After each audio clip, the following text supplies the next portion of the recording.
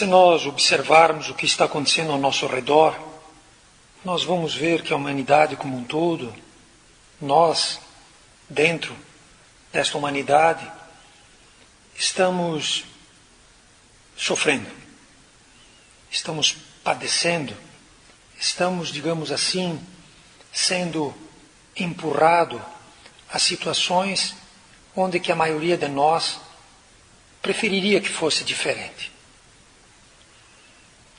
Mas nós deveríamos nos fazer uma pergunta. Por que nós estamos vivendo isso?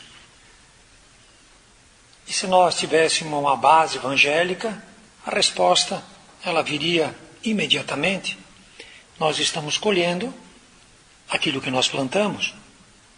Nós estamos hoje recolhendo tudo aquilo que em outras oportunidades nós plantamos. Cabe a cada um de nós termos uma visão nesses dias um pouco mais fundamentada do que vem a ser essas oportunidades. E o que cada um de nós pode fazer dentro dessas mesmas oportunidades. Frequentemente a gente recebe mensagens pelo WhatsApp que dizem que os anos 70, que os anos 80 foram os melhores que a gente teve, que lá acontecia isso, que acontecia aquele outro. Será que foram os melhores anos? Ou será que o melhor é o que está acontecendo hoje? Ou será que muitas vezes nós, atendendo aquilo que Jesus nos ensina, lá na parábola do joio e do trigo, quando ele diz: enquanto os homens dormiam, veio o inimigo e sobressemeou o joio. Ou seja, será que nós não estamos dormindo para determinadas coisas? Será que de repente nós, nos prendendo numa infância, estamos deixando de fazer aquilo que deveríamos fazer hoje, nesse tempo, com essas oportunidades, do que muitas vezes perdermos o nosso tempo afirmando que aquilo foi bom e julgando que hoje seria um pouco diferente. E na realidade, e verdadeiramente, estamos perdendo tempo. Não compreendemos ainda o que o Evangelho pede a cada um de nós. Não compreendemos em profundidade a questão de colhermos o que plantamos. Ainda rotulamos todos esses acontecimentos a obra do acaso, a obra do destino, a obra deixa para amanhã. E cada um de nós, entorpecidos, poderíamos assim dizer, deixamos passar uma época dourada, um tempo dourado, onde que nós poderíamos crescer, nós poderíamos aprender, nós poderíamos, digamos assim, evoluir. Mas esse processo, ele é dolorido. Esse processo, como vários irmãos nossos maiores nos ensinam, quando Paulo também diz, é imprescindível que o homem velho morra para que o homem virtuoso renasça. Então esse processo de tu matar o velho homem que existe dentro de ti e fazer renascer uma pessoa um pouco mais conectada com essas grandes oportunidades que a vida nos oferece, é uma coisa muito dolorida. Eu tenho que matar o meu ego, tenho que criar novos hábitos, eu tenho que me adaptar a tempos novos, a regras novas, a conceitos novos, a atitudes novas. Quantos de nós ainda não vivem naquele conceito, eu sou bom porque eu não faço mal a ninguém? Quantos de nós oram simplesmente ou somente quando estão doentes, quando precisam, ou aquela questão, né, do nosso dia a dia, de tu rezar um Pai Nosso quando tu acorda e tu rezar um pouquinho antes de dormir? Quantos de nós vivem aquela falsa ilusão de que nós somos pessoas boas, pelo fato de não fazermos aquilo que julgamos que de repente seja mal no outro? Isso é um engano, é uma ilusão. Um autor muito conhecido, que é o Osho, compara a esperança como sendo a cachaça do corpo. Ele diz assim, que aquela alma Eu digo esperança no sentido de ficar esperando, não de esperançar. Mas aquela alma que espera, que não faz nada, que fica ali esperando acontecer, é a mesma coisa daquele cara, daquela pessoa que toma uma cachaça para entorpecer o corpo e esquecer a realidade que está na frente dele. Então é para nós compreendermos o que significa a porta estreita, que Jesus tanto diz. Ele diz, larga é a porta da perdição, e quantos se perdem? Estreita é a porta que conduz ao Pai. Quantos que tentam entrar nela e às vezes não conseguem? A porta estreita é exatamente o exercício da virtude, é a prática do bem, é o aprender pelo amor, mas um amor vivo, uma atitude ativa, onde que todos os nossos níveis estão juntos. A nível físico, pela caridade, pela doação, pela prática do bem. A nível espiritual, pelos bons sentimentos. A nível mental, pelas boas palavras, pelos bons pensamentos.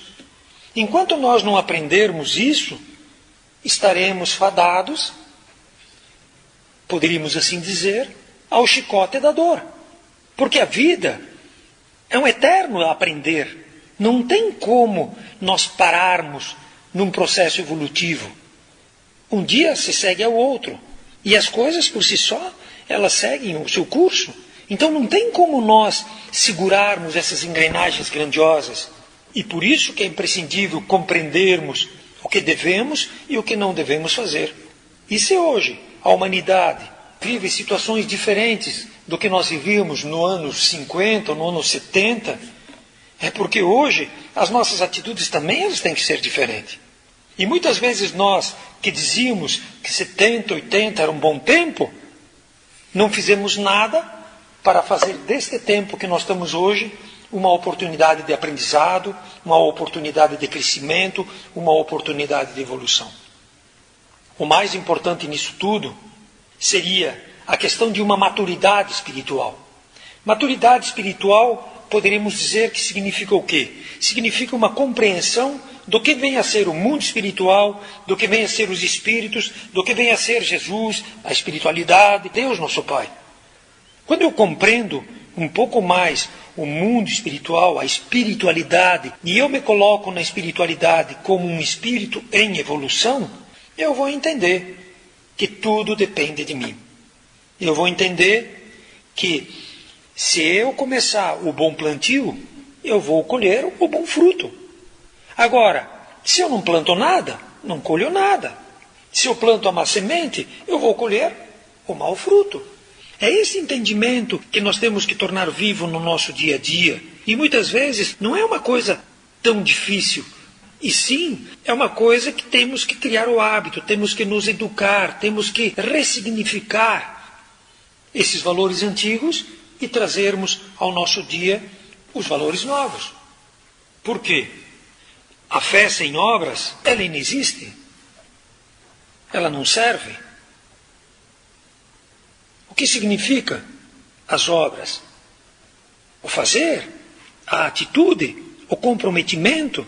Então, se nós optamos nas nossas escolhas, no nosso dia a dia, pelo caminho do amor, ele é muito mais difícil. Temos que renunciar, temos que perdoar, temos que aceitar. E mais, temos que estar prontos, temos que, como a gente sempre diz, aqui para todo o nosso público e para todos aqueles que nos ouvem também, se alguém tem que fazer alguma coisa, somos nós que aqui estamos. Somos nós que estamos escutando a palavra, somos nós que temos acesso à informação, somos nós que estamos buscando uma resposta. Então, nós temos um compromisso com o bem. Nós temos um compromisso com a transformação nossa individual e depois do nosso planeta. Muitas vezes, entorpecidos, dormindo, ficamos esperando que as transformações aconteçam e caiam ao nosso colo. Queremos que o vizinho mude, que o governo mude, que as coisas mudem e que a felicidade bata na nossa porta. Isso não vai acontecer. O que acontece é eu primeiro mudo, depois as coisas por si só elas vão mudando. Cada uma delas num processo inexorável, num processo que não tem volta. Que é mais ou menos quando a gente diz, depois que tu aprendeu a andar de bicicleta, tu não desaprende. Depois que tu aprendeu determinadas coisas, tu não desaprende. Só que se torna imprescindível que tu coloque tudo aquilo que tu aprendeu em prática, no teu dia a dia, no teu exercício. Falamos, repetimos, reiteramos que o caminho de Deus é um caminho de pedras. O caminho de Deus é caminho para os fortes. O caminho de Deus é um caminho sem volta. Quando a gente diz sem volta, é que não tem mais como tu negar aquilo que tu aprendeu. Não tem mais como simplesmente tu dizer, eu não sei. Não. O caminho de Deus é um caminho ativo, a tal ponto que nós dissemos, Deus é. E quando nós falamos, e é assim, que Deus é, significa dizer que tudo acontece exatamente neste momento que eu estou falando. O que passou, se foi. O que vai vir, vai vir. Agora, a oportunidade que eu estou tendo agora é única. E por isso que se eu coloco como primeira escolha Deus meu Pai, eu vou ver as dificuldades que muitas vezes eu enfrento na prática do próprio bem. Mas também eu vou carregar, eu vou ter a oportunidade de agregar a mim mesmo aqueles valores que estão agregados ao próprio bem, que é a paz de espírito, que é a certeza do serviço bem feito, que é a esperança, a fé, que realmente te dão aquela segurança de que tu deu o teu melhor e que tu está de uma forma pequena fazendo a tua parte. São tempos de atitude, são tempos de comprometimento. Não dá mais para dizer, aquele tempo era bom. Não. O tempo que nós temos é agora. Se nós não aproveitarmos esse nosso tempo, nós vamos realmente perder uma oportunidade de ouro. Quantas vezes lemos nos livros, quantas vezes já nos falaram e quantas vezes nós temos acesso a essa informação. Que para aquelas almas, quando elas tomam consciência de como funciona, enfim, como a vida se desenrola, o que mais pesa na consciência delas foi o tempo perdido. Ou seja, eu poderia ter feito diferente. E hoje, o que eu poderia fazer diferente? Será que eu não posso, na situação que eu estou agora, dar um pouco mais de mim? Deixando de lado um pouco aquelas informações que não agregam nada? Deixando de lado um pouco aquelas mensagens ou aquelas colocações que também não trazem nada de positivo a cada um de nós e tentarmos de uma forma pequena criar um ambiente um pouco melhor dentro de mim, criar um ambiente um pouco melhor dentro da minha casa, não dando sequência a notícias negativas, não dando sequência a coisas que não são verdadeiras, afirmando e reafirmando o Evangelho de Jesus, afirmando e reafirmando as oportunidades que a gente tem, acreditando no dia de hoje, fazendo pelo dia de hoje, vivendo o dia de hoje. Aí sim, com certeza, estaremos fazendo. E com certeza a transformação ela ocorre. Porque se hoje estamos aonde estamos, somos o resultado das nossas escolhas. E se hoje nós estamos buscando essa verdade, é porque nós por muito tempo queríamos. E hoje estamos tendo acesso. Se hoje nós falamos, manifestamos ou temos uma atitude em relação à própria verdade, é porque nós conquistamos. Pelo trabalho, pela transformação, pela luta, pelo querer. E não que sentados isso tudo veio até nós. Então por isso, o próprio Jesus diz, todo aquele que botar a mão na charrua e olhar para trás, não é digno do reino. Significa dizer assim, que toda aquela pessoa que botar a mão na charrua, o que é? Toda aquela pessoa que entende o caminho de Deus e como funciona, que é a prática do bem. Mas não é o bem filosófico, o bem pensado. É o bem em todos os níveis. Físico, mental, moral, espiritual. Então, quando tu bota a mão na charrua, significa dizer o quê? Que tu está dentro de um trabalho. E se tu olha para trás, nesse trabalho, tu está analisando o quanto tu fez ou quanto tu não fez. Então Jesus diz, tu não é digno. Porque aqueles que são dignos, eles não olham para trás. Depois que eles botaram a mão na charrua, eles só olham para frente. Por quê? Porque eles veem uma oportunidade grandiosa no trabalho que é dado para eles. E exatamente em cima do trabalho que é dado para eles, eles vão fazendo o quê? O seu melhor, o seu melhor. E quando chega no final do dia, a obra está pronta, que era aquilo que tinha que ser feito. Então que cada um de nós tenhamos essa coragem, tenhamos essa valentia de botarmos a mão no arado e não olharmos para trás. E sim olharmos para frente, para a nossa transformação. Matarmos aquele homem velho, matarmos aqueles nossos vícios, aquelas nossas preguiças, aquelas nossas tendências.